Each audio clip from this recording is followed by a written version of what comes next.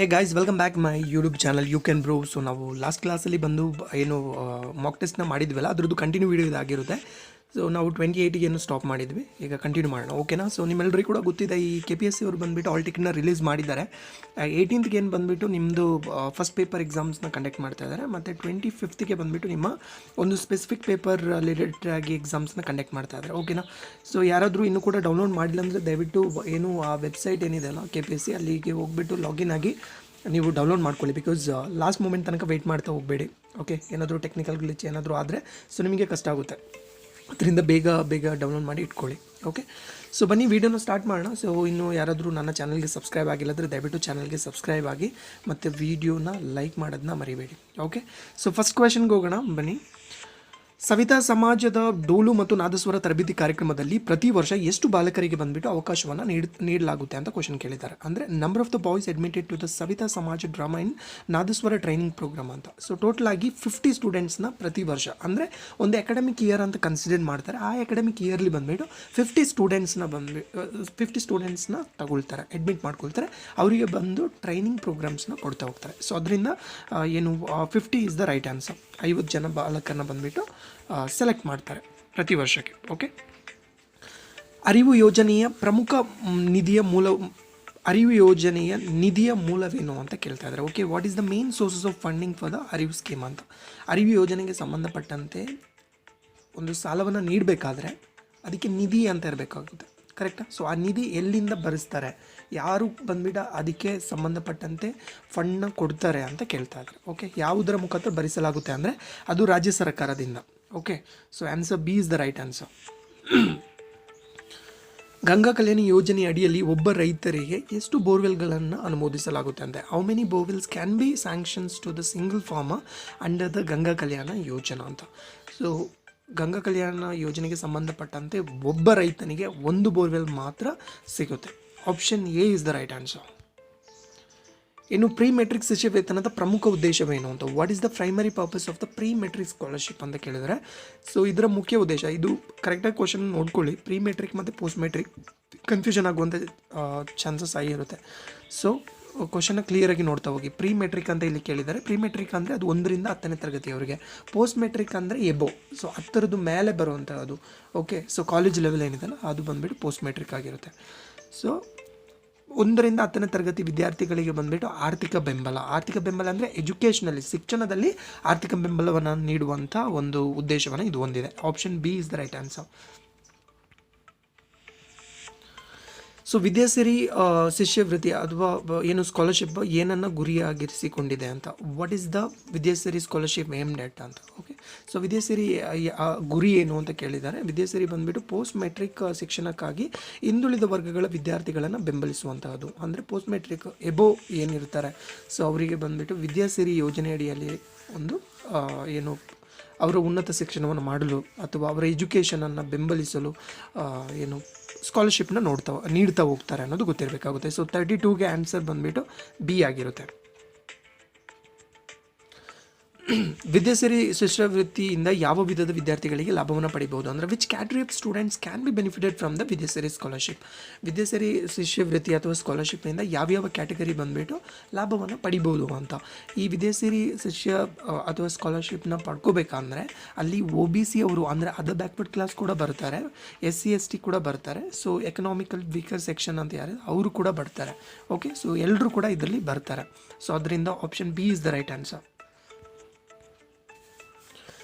ಇನ್ನು ಭಾರತೀಯ ಸಂವಿಧಾನದ ಯಾವ ತಿದ್ದುಪಡಿ ಹಿಂದುಳಿದ ವರ್ಗಗಳ ರಾಷ್ಟ್ರೀಯ ಆಯೋಗವನ್ನು ಸಾಂವಿಧಾನಿಕ ಆಯೋಗವನ್ನಾಗಿ ಸ್ಥಾಪಿಸಿದೆ ಅಂತ. ಸೊ ಯಾವಾಗ ಒಂದು ಈ ಹಿಂದುಳಿದ ವರ್ಗ ಸ್ಥಾಪನೆ ಆಯ್ತಲ್ವ, ಸೊ ಆಗ ಅದು ಏನು ಹೇಳೋದು ಸಾಂವಿಧಾನಿಕ ಸ್ಥಾನ ಆಗಿತ್ತಿಲ್ಲ, ಅದು ಸ್ಟ್ಯಾಟ್ಯುಟರಿ ಬಾಡಿ ಅಥವಾ ಶಾಸನಬದ್ಧ ಸಂಸ್ಥೆಯಾಗಿತ್ತು.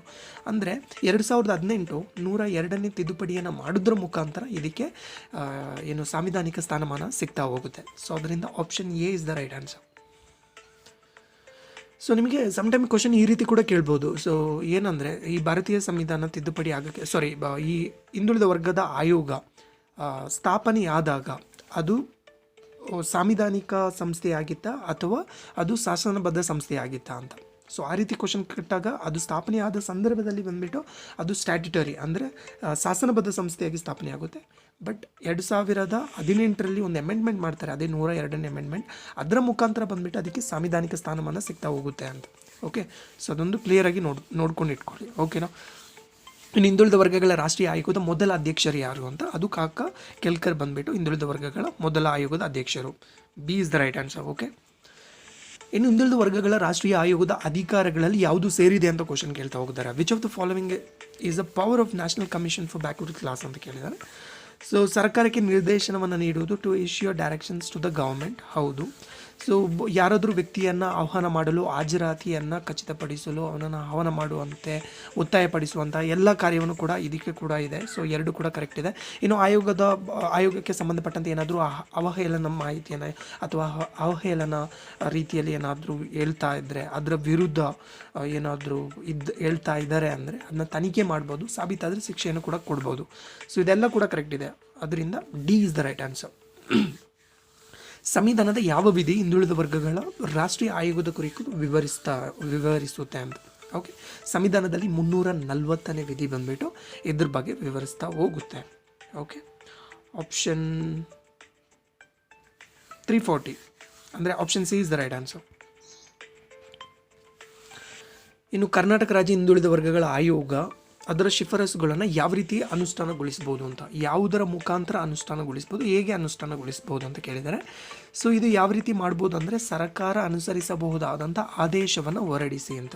ಓಕೆ, ಸೊ ಈ ಹಿಂದುಳಿದ ವರ್ಗ ಫಾರ್ ಎಕ್ಸಾಂಪಲ್ ನಿಮಗೆ ಹೇಳ್ಬೇಕಂದ್ರೆ ಯಾವುದಾದ್ರೂ ಹಿಂದುಳಿದ ವರ್ಗವನ್ನು ಪಟ್ಟಿಗೆ ಸೇರಿಸಬೇಕು ಅಥವಾ ಹಿಂದುಳಿದ ವರ್ಗವನ್ನು ಪಟ್ಟಿಯಿಂದ ಹೊರಗಿಡಬೇಕು ಅಂದರೆ ಅದು ಶಿಫಾರಸನ್ನು ಮಾಡ್ಬೋದು ಸರ್ಕಾರಕ್ಕೆ. ಸೊ ಡೈರೆಕ್ಟಾಗಿ ಬಂದುಬಿಟ್ಟು ಅದು ಏನು ಹೇಳೋದಂದರೆ ಕ್ರಮವನ್ನು ಕೈಗೊಳ್ಳೋಕ್ಕಾಗಲ್ಲ.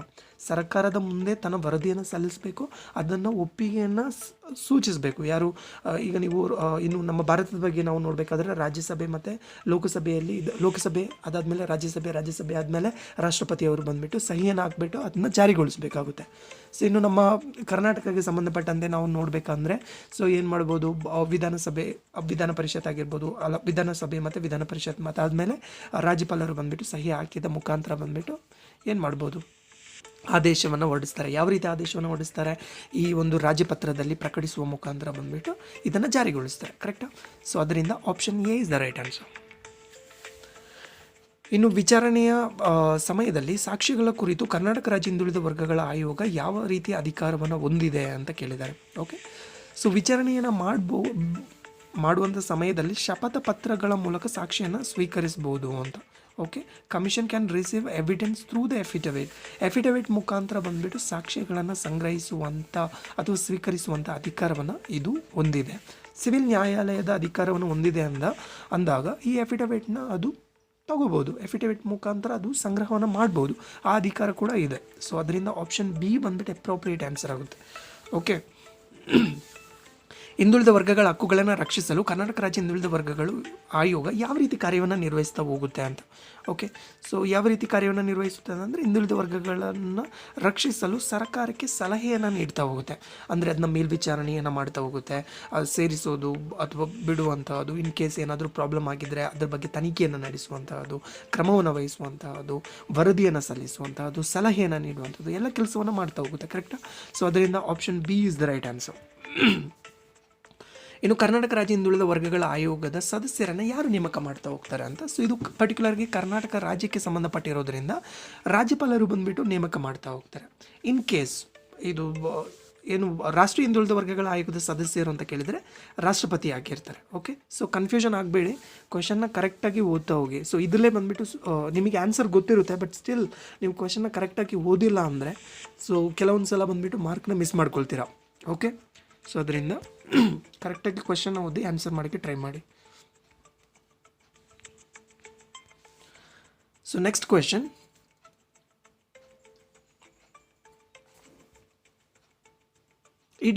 EWS ಅರ್ಹತೆಯನ್ನು ನಿರ್ಧರಿಸಲು ಈ ಕೆಳಗಿನ ಯಾವ ಅಂಶ ಒಳಗೊಂಡಿಲ್ಲ ಅಂತ ಕೇಳ್ತಾ ಇದ್ದಾರೆ. ಓಕೆ,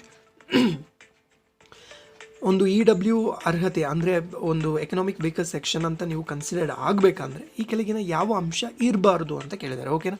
ಇನ್ನು ವಾರ್ಷಿಕವಾಗಿ 8 ಲಕ್ಷಕ್ಕಿಂತ ಕಡಿಮೆ ಕುಟುಂಬದ ಆದಾಯ ಇದ್ದರೆ ಅವ್ರನ್ನ EWS ಅಂತಲೇ ಕರೀತಾರೆ, ಅದರಿಂದ ಇದು ಆನ್ಸರ್ ಆಗಲ್ಲ. ಓಕೆ, ಸೊ 5 ಎಕರೆಗಿಂತ ಕಡಿಮೆ ಕೃಷಿ ಭೂಮಿಯನ್ನು ಹೊಂದಿದರೆ, ಹೌದು, ಇದು ಕೂಡ EWS ಅಂತಲೇ ಕನ್ಸಿಡರ್ ಆಗುತ್ತೆ. ಇನ್ನು 1000 ಚದರ ಅಡಿ ಅಥವಾ ಅದಕ್ಕಿಂತ ಹೆಚ್ಚಿನ ವಾಸಸ್ಥಾನ ಫ್ಲ್ಯಾಟ್ನ ಮಾಲೀಕತ್ವ, ಇದು ಆಗುತ್ತೆ ಆನ್ಸರ್. ಯಾಕೆಂದರೆ ಮಿನಿಮಮ್ ಅಂದ್ಬಿಟ್ಟು 1000 ಚದರ ಅಡಿಗಿಂತ ಕಡಿಮೆ ಇರಬೇಕು, ಹೆಚ್ಚಿರಬಾರ್ದು.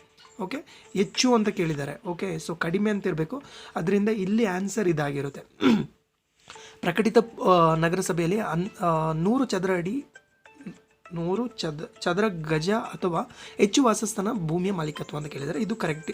ಇದು ಕೂಡ ಇದಕ್ಕೆ ಆನ್ಸರ್ ಆಗಿರೋದಿಲ್ಲ. ಆಪ್ಷನ್ ಸಿ ಮಾತ್ರ ಅದು ಕರೆಕ್ಟ್ ಆನ್ಸರ್ ಆಗುತ್ತೆ. ಯಾಕೆಂದರೆ ಈ ACD ಏನಿದೆ ಅಲ್ವಾ, ಇದೆಲ್ಲ ಬಂದುಬಿಟ್ಟು ಯಾವುದಕ್ಕೆ, AB ಮತ್ತು D ಇದೆಲ್ಲ ಬಂದ್ಬಿಟ್ಟು ಈ ಒಂದು EWS ಅರ್ಹತೆಯನ್ನು ನಿರ್ಧರಿಸುವುದಕ್ಕೆ ಒಂದು ಮಾನದಂಡ ಆಗಿರುತ್ತೆ. ಬಟ್ ಈ 1000 ಚದರ ಅಡಿಗಿಂತ ಹೆಚ್ಚು ಅಂತ ಕೊಟ್ಟಿರೋದ್ರಿಂದ ಇದನ್ನ ಬಂದುಬಿಟ್ಟು ನಾವು ಕನ್ಸಿಡರ್ ಮಾಡೋಕ್ಕಾಗಲ್ಲ. ಅವ್ರನ್ನ ನಾವು ವೀಕಲ್ ಸೆಕ್ಷನ್ ಅಂತ ಕನ್ಸಿಡರ್ ಮಾಡಲ್ಲ. ಅವರು ಬಂದುಬಿಟ್ಟು ಕ್ರಿಮಿ ಲೇಯರ್ಗಿಂತ ಜಾಸ್ತಿ ಬರ್ತಾರೆ. ಓಕೆ, ಸೊ ಅದರಿಂದ ಕೇರ್ಫುಲ್ಲಾಗಿ ನೋಡ್ಕೊಳ್ಳಿ. ಓಕೆ, ಸೊ ಅದರಿಂದ option C is the right answer. EWS ಸರ್ಟಿಫಿಕೇಟ್ನ ಬಂದುಬಿಟ್ಟು ಯಾವ್ಯಾವ ಒಂದು ಅಧಿಕಾರಿಗಳು ನೀಡ್ಬೋದು ಅಂತ ಕ್ವಶನ್ ಕೇಳಿದ್ದಾರೆ. ಸೊ ಇದರಲ್ಲಿ ಬಂದುಬಿಟ್ಟು ಜಿಲ್ಲಾಧಿಕಾರಿಗಳು, ತಹಸೀಲ್ದಾರು, ಉಪ ವಿಭಾಗದ ಅಧಿಕಾರಿ ಎಲ್ಲರೂ ಕೂಡ ಕೊಡ್ಬೋದು. ಅಂದರೆ ಮಿನಿಮಮ್ ಬಂದುಬಿಟ್ಟು ಒಂದು ಏನು ತಹಶೀಲ್ದಾರ್ ಏನಿದ್ದಾರೆ ಅವ್ರಿಗಿಂತ ಮೇಲೆ ಯಾರು ಹೈ ಪೋಸ್ಟ್ ಯಾರಿದೆ ಅವರು ಕೊಡ್ತಾ ಹೋಗಬೇಕು. ತಹಶೀಲ್ದಾರು ಕೊಡ್ಬೋದು ಅಥವಾ ಅವ್ರಿಗಿಂತ ಹೆಚ್ಚಿನ ಮೇಲಿನ ಅಧಿಕಾರಿ ಕೊಡ್ತಾ ಹೋಗ್ಬೋದು. ಅದರಿಂದ option D is the right answer. ಇನ್ನು ಶೈಕ್ಷಣಿಕ ಸಂಸ್ಥೆಯಲ್ಲಿ ಮತ್ತು ಸರ್ಕಾರಿ ಹುದ್ದೆಯಲ್ಲಿ EWS ಮೀಸಲಾತಿ ಸ್ಥಾನಗಳ ಗರಿಷ್ಠ ಏನು ಪರ್ಸೆಂಟೇಜ್, ಶೇಕಡವಾರು ಪರ್ಸೆಂಟೇಜ್ ಎಷ್ಟು ಅಂತ ಕೇಳಿದರೆ, ಸೊ ಇದು 10% ಆಗಿರುತ್ತೆ. Option B. ಅದು ಶೈಕ್ಷಣಿಕ ಕ್ಷೇತ್ರ ಆದರೂ ಆಗಿರ್ಬೋದು, ನೇಮಕಾತಿ ಆದರೂ ಆಗಿರ್ಬೋದು, ಎರಡಲ್ಲೂ ಕೂಡ EWS ಅಂದರೆ 10% ಕೊಡ್ತಾ ಇದ್ದಾರೆ. ಬಟ್ ನಮ್ಮ ನಮ್ಮ ಕರ್ನಾಟಕದಲ್ಲಿ ಸೊ EWS ಎಕನಾಮಿಕ್ ವೀಕರ್ ಸೆಕ್ಷನ್ಗೆ ಕೊಡ್ತಾ ಇಲ್ಲ, ಭಾರತದಲ್ಲಿ ಕೊಡ್ತಾ ಇದ್ದಾರೆ.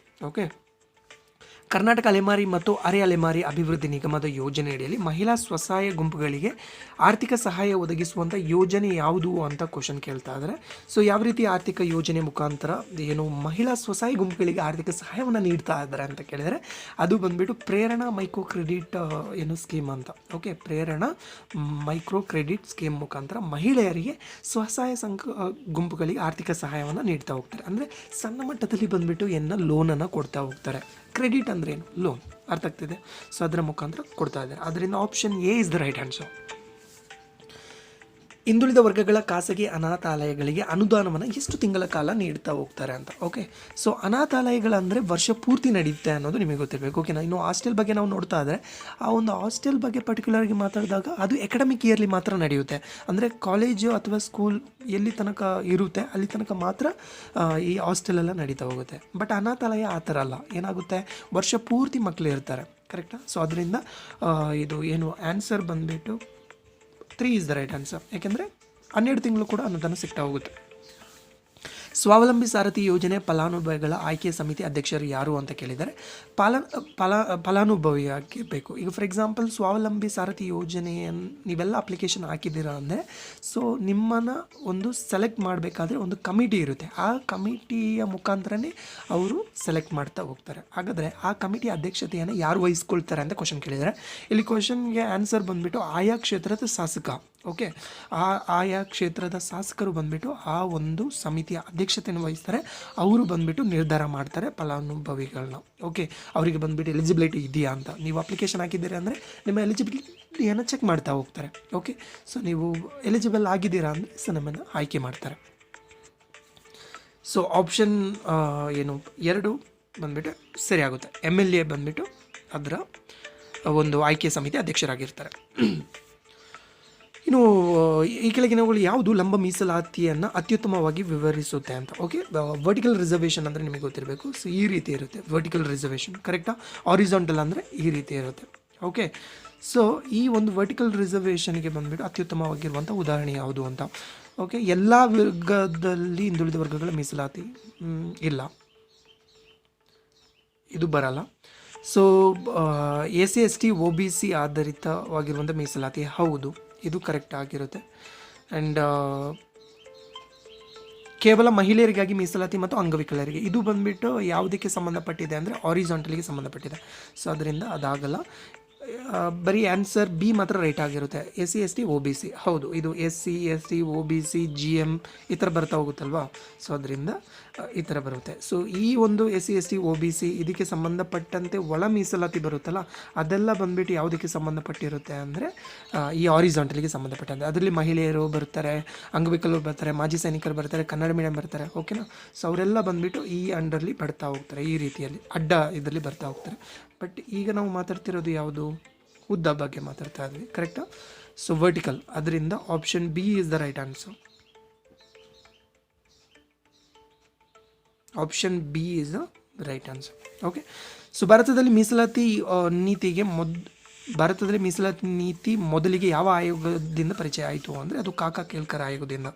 Okay, option A is the right answer. D Devaraj Urs ಹಿಂದುಳಿದ ವರ್ಗಗಳ ಅಭಿವೃದ್ಧಿ ನಿಗಮದ ಕಾರ್ಯಗಳು ಯಾವುದು ಅಂತ ಕೇಳಿದ್ದಾರೆ, ಓಕೆನಾ. ಸೊ ಯಾವ್ಯಾವ ಕಾರ್ಯವನ್ನು ಇದು ಈ ಒಂದು ಅಭಿವೃದ್ಧಿ ನಿಗಮ ಮಾಡ್ತಾ ಹೋಗುತ್ತೆ ಅಂದರೆ ಆರ್ಥಿಕ ಮತ್ತು ಅಭಿವೃದ್ಧಿ ಚಟುವಟಿಕೆಯನ್ನು ಉತ್ತೇಜಿಸುವಂಥ ಕಾರ್ಯವನ್ನು ಮಾಡುತ್ತೆ. ಅಂದರೆ ಹಿಂದುಳಿದ ವರ್ಗಕ್ಕೆ ಸಂಬಂಧಪಟ್ಟಂತಹ ಅವರ ಹಿತಾಸಕ್ತಿಯನ್ನು ಹೆಚ್ಚಿಸುವಂತಹ ಎಲ್ಲ ಕಾರ್ಯಗಳನ್ನು ಇದು ಮಾಡ್ತಾ ಹೋಗುತ್ತೆ, ಕರೆಕ್ಟ್. ಇನ್ನು ಅವರಿಗೆ ಸಂಬಂಧಪಟ್ಟಂತೆ ಅಂದರೆ ಹಿಂದುಳಿದ ವರ್ಗಗಳ ಹಿತಾಸಕ್ತಿಗೆ ಸ್ವಯಂ ಉದ್ಯೋಗ ಮತ್ತು ಇತರ ಉದ್ಯಮವನ್ನು ಉತ್ತೇಜಿಸುವಂಥ ಕಾರ್ಯವನ್ನು ಮಾಡ್ತಾ ಹೋಗುತ್ತೆ. ಸೊ ಇದು ಕೂಡ ಕರೆಕ್ಟ್. ಸಾಕಷ್ಟು ಬಂದುಬಿಟ್ಟು ಪ್ರೋಗ್ರಾಮ್ನ ಕಂಡಕ್ಟ್ ಮಾಡ್ತಾ ಹೋಗುತ್ತೆ. ಇನ್ನು ನಿಗಮವು ವೃತ್ತಿಪರ ಮತ್ತು ತಾಂತ್ರಿಕ ಶಿಕ್ಷಣವನ್ನು ಮುಂದುವರಿಸಲು ಸಾಲವನ್ನು ನೀಡುತ್ತೆ. ಹೌದು, ಶೈಕ್ಷಣಿಕ ಸಾಲವನ್ನು ನೀಡ್ತಾ ಹೋಗುತ್ತೆ, ಇದು ಕೂಡ ಕರೆಕ್ಟ್ ಇದೆ. ಸೊ ಇದೆಲ್ಲ ಕೂಡ ಕರೆಕ್ಟ್ ಆಗಿರುತ್ತೆ ಗೈಸ್. ಅದರಿಂದ option 4 is the right answer ಇದಕ್ಕೆ.